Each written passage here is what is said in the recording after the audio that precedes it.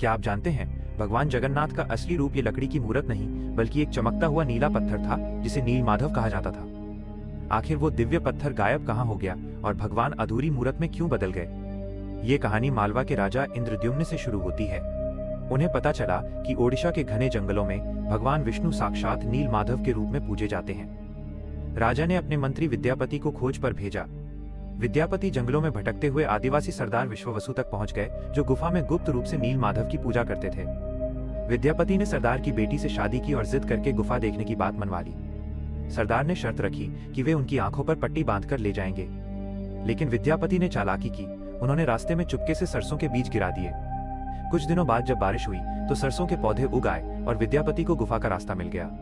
उसने तुरंत राजा को खबर दी। राजा इंद्रद्युम्न अपनी विशाल सेना लेकर घमंड के साथ भगवान को लेने पहुंचे, लेकिन उनके वहां पहुंचते ही नील माधव की मूर्ति हमेशा के लिए गायब हो गई। भगवान अपने भक्त विश्ववसु के साथ हुए धोखे और राजा के घमंड से नाराज थे। राजा ने रोकर माफी मांगी और अन्न जल त्याग दिया।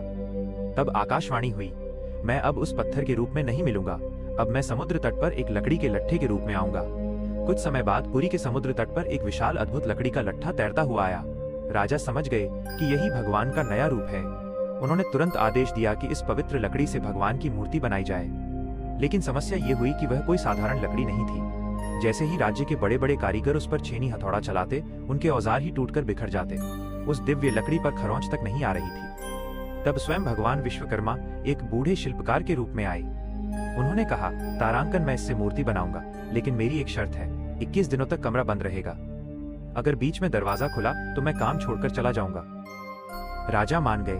15 दिनों तक अंदर से छेनी चलने की आवाज आती रही, लेकिन फिर सब एकदम शांत हो गया।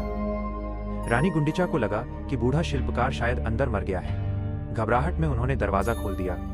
अंदर देखा तो शिल्पकार गायब था और वहां भगवान जगन्नाथ, बलभद्र और सुभद्रा की अधूरी मूर्तियां थीं। राजा बहुत दुखी हुए, लेकिन तभी भगवान ने संकेत दिया कि वे इसी अधूरे रूप में रहकर भक्तों को दर्शन देना चाहते हैं। यही कारण है कि आज भी हम भगवान के उस अधूरे लेकिन सबसे प्यारे रूप की पूजा करते हैं। कमेंट्स में लिखें, जय जगन्नाथ।